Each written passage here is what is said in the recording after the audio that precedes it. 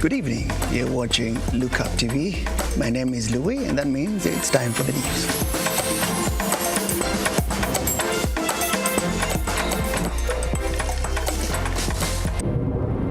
Tonight on Lookup News. The court will give the orders requested for a period of 14 working days. A suspect in the murder of a Greek national is detained for 14 days. The Wajir governor has been put to task over his victory. Government has prioritized these anti-doping effort. And Ababu Namwamba warns against doping in sports.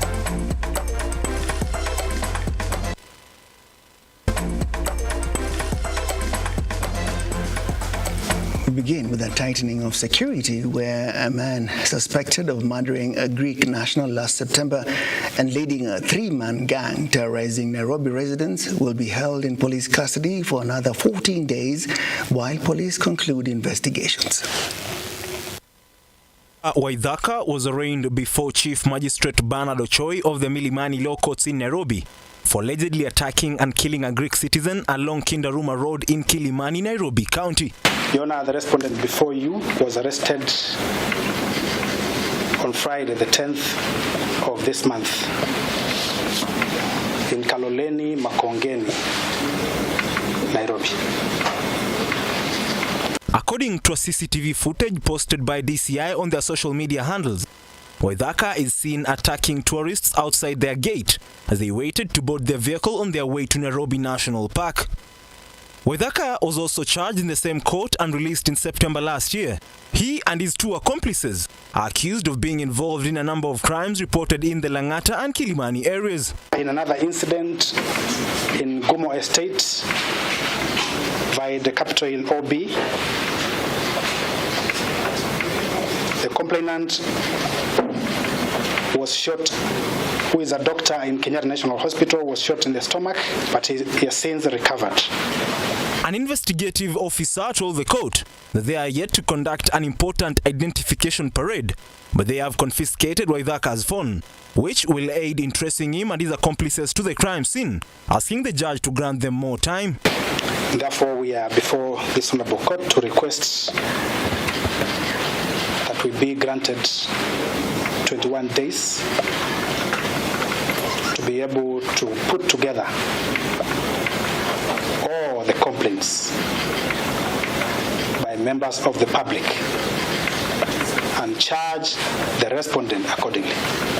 The judge gave police 14 working days to complete investigations for the offenses of robbery with violence that he is alleged to have committed across the city. Considering the multiplicity of the complaints, the court will give the orders requested for a period of 14 working days. Ian Keitani, Lookuptv. In a now very familiar outcry, a family in Nakuru County are now calling on the government to assist them ferry the body of the 37-year-old child who died in Saudi Arabia. Sorrows and confusion have engulfed the family of Judith Odhiambo, a 37-year-old who died in Saudi Arabia. Alitoka akaenda kutafuta. Narrating the ordeal, the deceased husband George Otieno stated that he lastly communicated with his wife, who left the country in search of better life, via mobile phone, where she informed him that she had returned to his agent's office after she had a disagreement with her boss, promising to board a plane to Kenya the following day. Mwisho tukiongea naye ilikuwa last week on Sunday usiku. Akapiga simu akaongea na watoto wake, akanambia penye alienda kutafuta kazi wa kusikizana utajiri. Akarudi kwa embassy ya Kenya. Huko wakamuhold almost 2 months. akisema narudi. Nikauliza watoto tena, kwani wamenyo arudi? What's going on?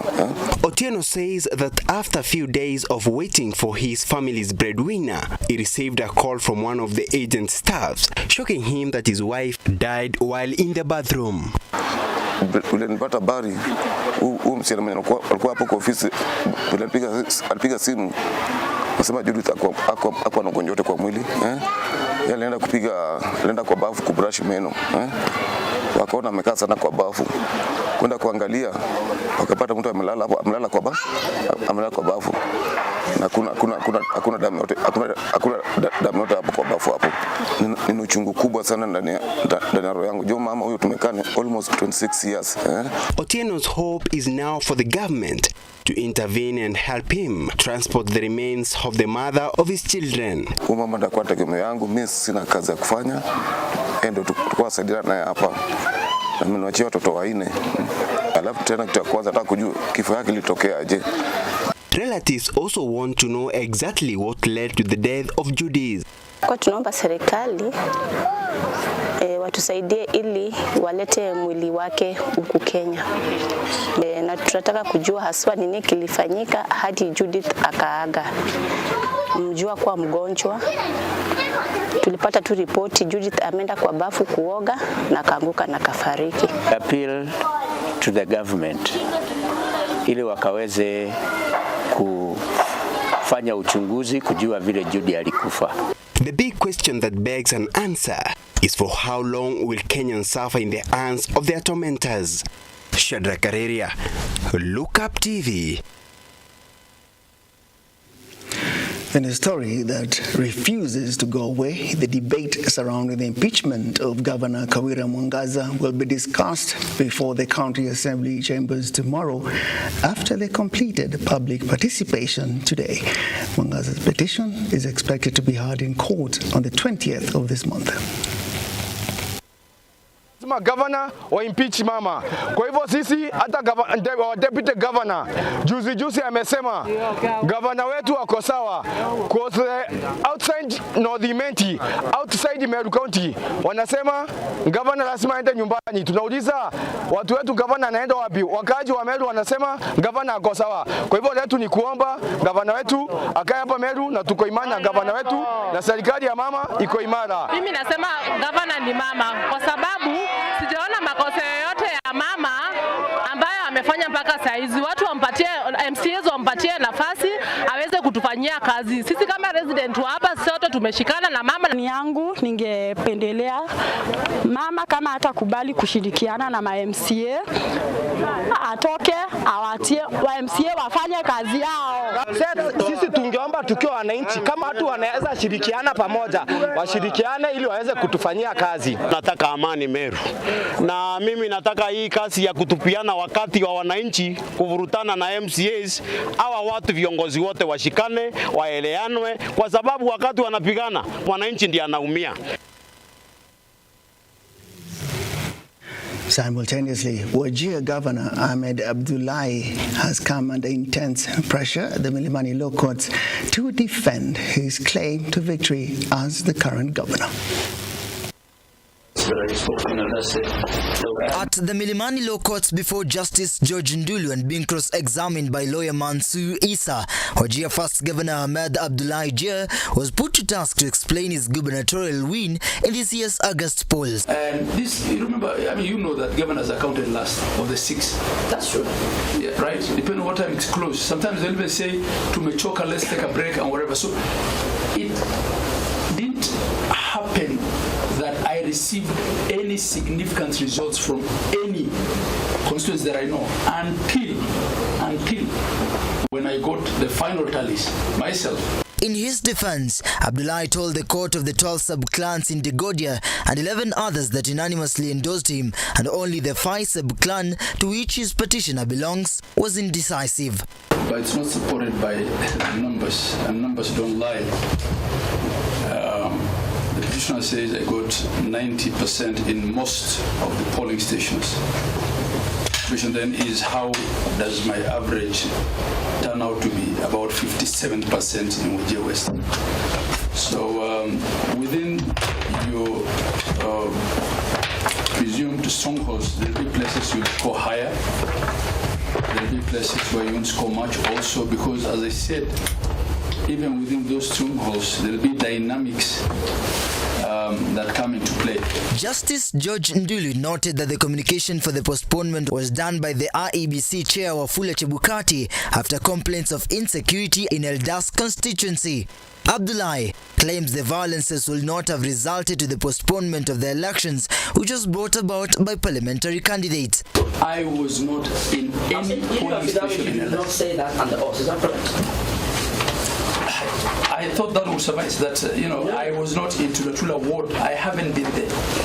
In the petition, Hassan Mohammed Adam had told the court that IEBC unlawfully and without sufficient reason postponed the election in Eldas constituency within Wajir County to 10th of August this year and did not put in mechanism for biometrical voters identification before voting, as well as communicating to the candidates about the postponement, despite deploying their agents to the respective polling stations. He therefore claims that Abdullahi was not validly elected as governor for Wajir County and seeks that the court declare their wins invalid. Hamad Abdullahi Jia vied for the governor's seat on an ODM ticket, garnering 35,533 votes, with his competitor Hassan Adam garnering 27,224 votes.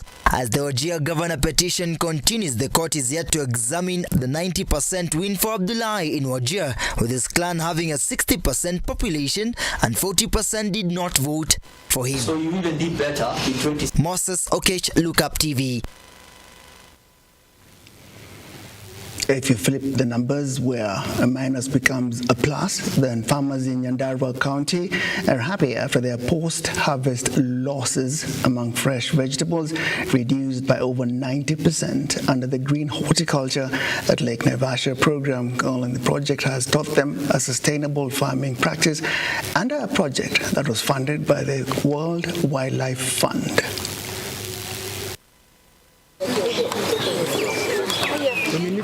As the 5-year program comes to an end, it's a reprieve for these farmers after getting a market for their produce, while the challenges they faced earlier, such as deforestation, water pollution and pests on their crops, becoming a thing of the past. This was a project that was empowering the communities to pay attention to what is it that my soil will actually require.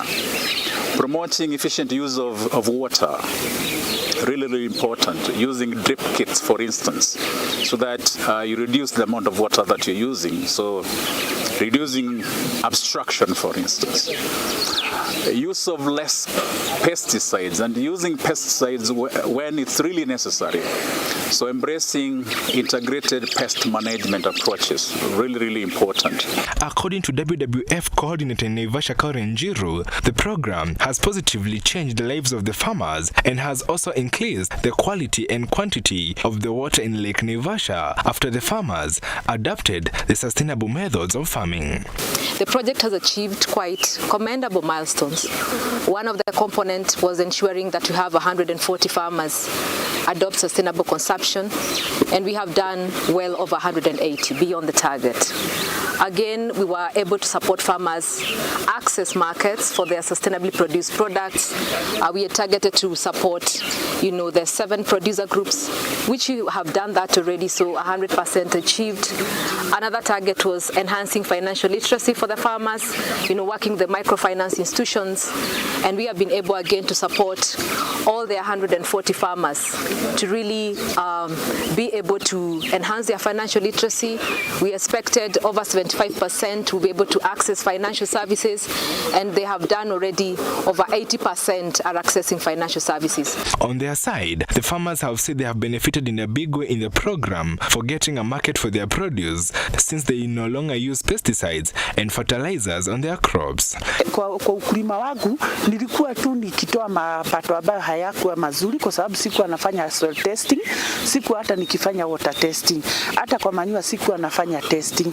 Lakini tangu nianze kusoma na mradi wa Gwaran, mapato yangu yamekuwa mazuri, yani production yangu imekuwa high, nimekuwa nikipata mapato mazuri, hata nimepata pesa mfukoni. My life have. Edwin John Mokora, Lookuptv.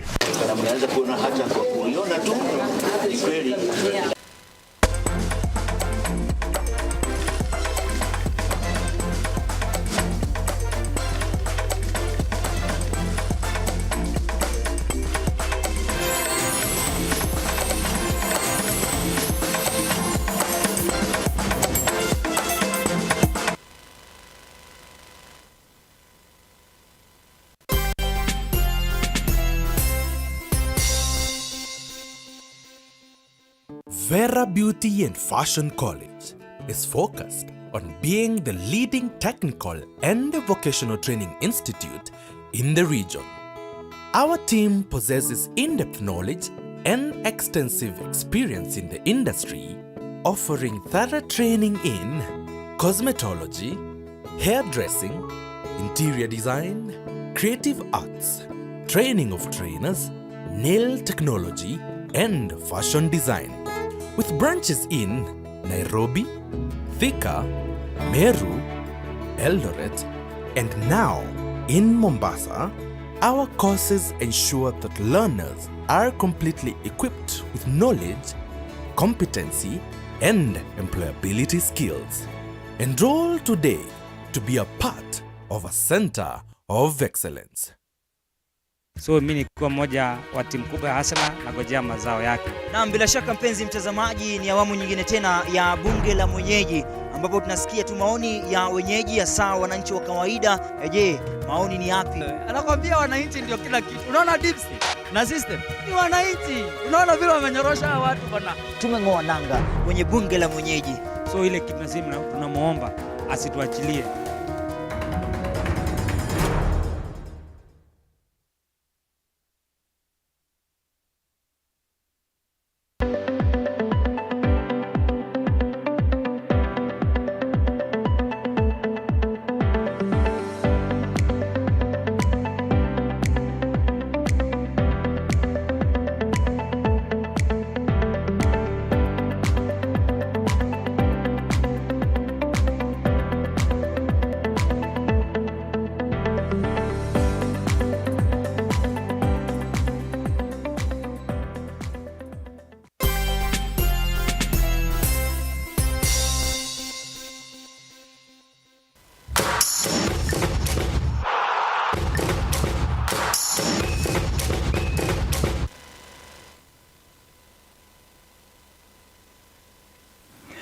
In the day's sport, Cabinet Secretary for Sports Ababu Namwamba, together with the President of Athletics Kenya, Jack Tuwei, have stated they will openly fight the use of performance